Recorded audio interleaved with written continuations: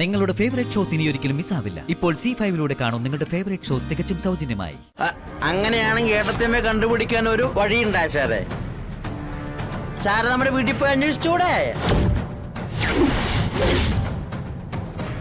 ഇവിടെ എത്തിക്കഴിഞ്ഞാൽ ഏട്ടത്തിയമ്മ അവിടെ ആയിരിക്കുമല്ലോ താമസം. ദൂരം കുറച്ച് ദൂരമുണ്ട്, എന്നാലും ഒന്ന് മെനക്കെട്ട സത്യം അറിയാലോ ആശാനെ.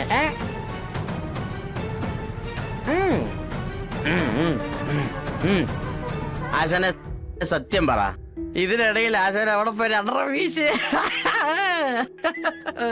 ഫിറ്റ് അല്ലാതെ ആശാൻ ഇത് പറയണമെങ്കിൽ തലക്ക് ഓളുമായിരിക്കണം ആശാനെ. നമ്മൾ ഈ ജില്ലക്കാരുടെ കുറച്ചു മുമ്പ് അവിടെ നിന്ന് കണ്ടതല്ലേ ഉള്ളൂ.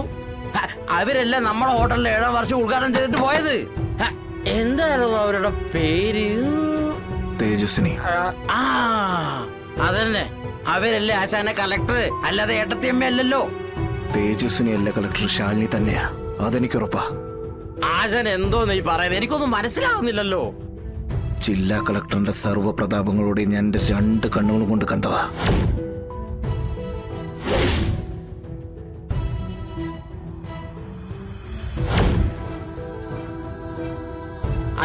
ആശാൻ ആ സമയത്ത് വിട്ടുന്നല്ലായിരുന്നല്ലോ. എടാ, ഞാൻ പപ്പിയോൾക്ക് വാക്ക് കൊടുത്ത നിമിഷം നിർത്തിയല്ലോ അതൊക്കെ. കമല, നീ വെറുതെ വെള്ളപ്പുറത്ത്. ഒരു കാര്യം ഉറപ്പാടാ, നമ്മുടെ ഹോട്ടൽ കോർപ്പറേഷൻകാർ ഏറ്റെടുക്കാൻ ഒരുങ്ങിയപ്പോ സ്റ്റേ ഓർഡർ തന്നതും തല ചുറ്റി വീണ് റോഡിൽ കിടന്ന അമ്മയെ ഹോസ്പിറ്റലിൽ എത്തിച്ചും ശാലിനിയാ, തേജസ്വിനിയല്ല. അമ്മ ചടങ്ങിന് വിളിച്ചും ശാലിനി തന്നെയാ. പിന്നെ ചടങ്ങിൽ പങ്കെടുക്കാൻ തേജസ്വിനി എങ്ങനെ വന്നു? ഏട്ടത്തമ്മ വന്നതുമില്ലല്ലോ. അതാണ് എനിക്ക് മനസ്സിലാവാത്ത. ആശാൻ ആ കളക്ടറേറ്റിൽ പോയൊന്ന് അന്വേഷിക്കാൻ പാടില്ലായിരുന്നു? ഇവിടെ എന്തെങ്കിലും ഒളിച്ചുകളി നടന്നാണെങ്കിൽ അവിടെ അത് പറ്റില്ലല്ലോ. എടാ, കളക്ടറേറ്റ് നാടാ ഞാനിപ്പോ വരുന്നേ. എന്നിട്ട് അവിടെ ചെന്നപ്പോ അവിടെയും തേജസ്വിനി. എങ്കിൽ എനിക്ക് ഉറപ്പാണ് ആശാനെ, കളക്ടർ ഏട്ടത്തിയമ്മയല്ല, തേജസ്വിനി തന്നെ. കളക്ടർ തേജസ്വിനി അല്ല, നിന്റെ ഏട്ടത്തിയമ്മയാണെന്ന് എനിക്ക് ഉറപ്പാ. എടാ, അയാൾ അടുത്ത് എവിടെയെങ്കിലും വരുമ്പോ എന്റെ നെഞ്ചിലൊരു കുതിപ്പുണ്ടാവും. ഇവിടെ അത് കല്യാണത്തിന് മുമ്പും അതിനുശേഷവും. പരസ്പരം അത്രയും അകമഴിഞ്ഞ് സ്നേഹിക്കുന്ന ആണും പെണ്ണും അടുത്ത് വരുമ്പോ അങ്ങനെയാ. എടാ, ഈ കഴിഞ്ഞ 6 വർഷം ചത്ത് കിടക്കായിരുന്നു എന്റെ ഹൃദയം. അതൊന്നും ഉണർന്നത് ഇപ്പോഴാ. നമ്മുടെ ഹോട്ടലിന്റെ വാർഷികാഘോഷ ചടങ്ങിലും കളക്ടറേറ്റിലൊക്കെ വെച്ച് എന്റെ ഹൃദയത്തിന്റെ തുടുപ്പ് ഞാൻ തിരിച്ചറിഞ്ഞതാ. അയാൾ സമീപത്ത് അവിടെയുണ്ട്, എന്റെ കണ്ണിപ്പെടാതെ ഒളിച്ചു നിൽക്കുക. ആശാനെ, ഏട്ടത്തിയമ്മേനെ ആശാൻ നിന്ന് ഒളിച്ചു നിൽക്കുന്നേ. എത്രയും പെട്ടെന്ന് ആശാന്റെ അടുത്തേക്ക് ഓടി എത്താനല്ലേ നോക്കുള്ളൂ ആശാനെ. എങ്കിൽ പിന്നെ 6 വർഷം എവിടെയായിരുന്നു അയാള്?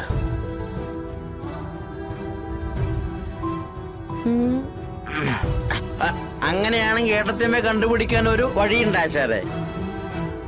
സാറ് നമ്മുടെ വീട്ടിൽ പോയി അന്വേഷിച്ചൂടെ?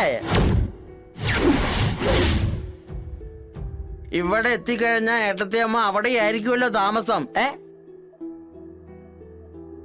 ദൂരം കുറച്ച് ദൂരമുണ്ട്, എന്നാലും ഒന്ന് മെനക്കെട്ട സത്യം അറിയാലോ ആശാനെ.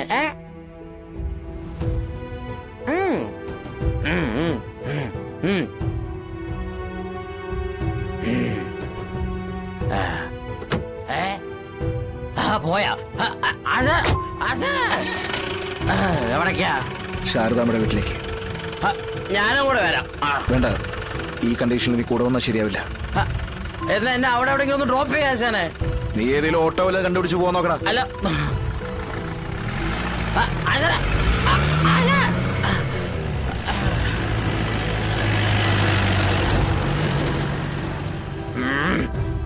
ഞാൻ എനിക്ക് വരണ്ട ഭാര്യ, എനിക്ക് വല്ല കാര്യമുള്ളത് ശാരദയുടെ കാര്യം പറയാ. ഞാനെന്തൊരു മണ്ടരാ. ആശാൻ എന്തിനാ പെട്രോൾ അടിച്ച് അത്രയും ദൂരം പോകുന്നേ? ശാരദാമ്മയുടെ വീടുമായിട്ട് ബന്ധപ്പെട്ട ആരെങ്കിലും ഫോൺ വിളിച്ച് ചോദിച്ച് അറിയാമായിരുന്നല്ലോ ഏട്ടത്തേമ്മയോടുണ്ടോന്ന്.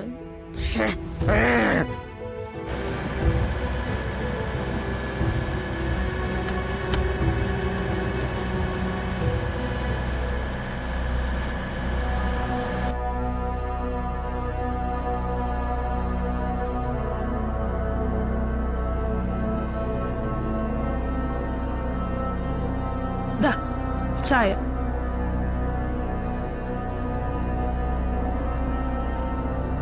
എന്താ വിളിക്കാൻ താമസിക്കുന്നത്? ഓരോരുത്തരുടെ പരാതിയും വിശദമായിട്ട് കേട്ട് തീർപ്പുണ്ടാക്കിയിട്ട് മാത്രമേ കളക്ടർ മാഡം വിടൂ.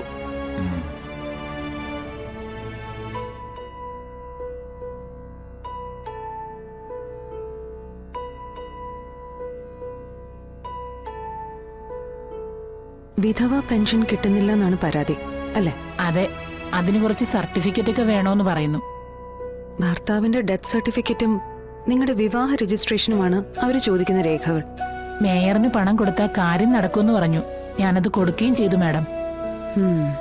എന്നിട്ട് കാര്യം നടന്നതുമില്ല? ഇല്ല മാഡം. കഴുത്തിക്കിടന്ന താലിമാല ഊരി വിറ്റിട്ട ഞാൻ മേയർക്ക് 15,000 രൂപ കൊടുത്തത്.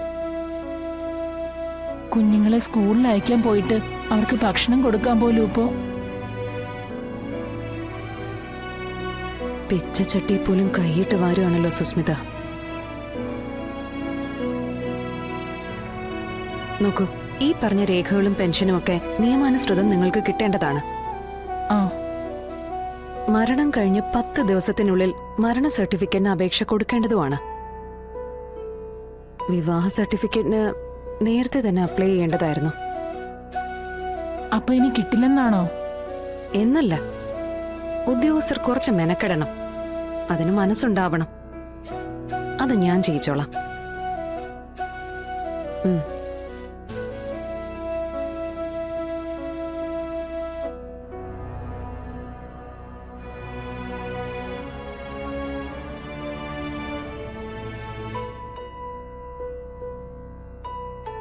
ഇനി ഇതിന്റെ പേരില് ആർക്കും പണം കൊടുക്കരുത്.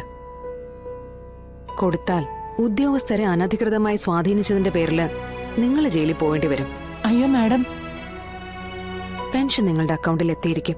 ഒരുപാട് നന്ദിയുണ്ട് മാഡം.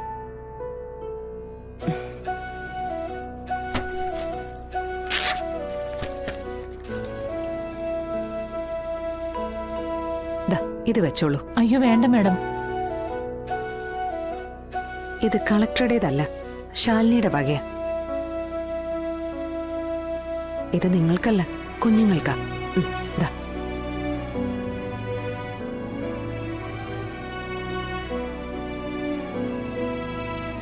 ഏയ്, അതൊന്നും വേണ്ട. നന്ദിയുണ്ട് മാഡം. അച്ഛൻ, അമ്മ, ഗുരുനാഥൻ, ഈ 3 പേരുടെ കാലെ തൊട്ട് വന്ദിക്കാവൂ. മോളെ ദൈവം അനുഗ്രഹിക്കും. പൊയ്ക്കോളൂ.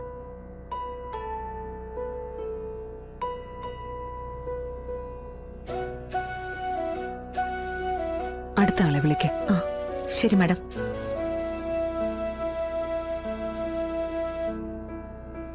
ഡൗൺലോഡ് ചെയ്യൂ C5 ആപ്പ്. കാണൂ എല്ലാ എപ്പിസോഡുകളും സൗജന്യമായി.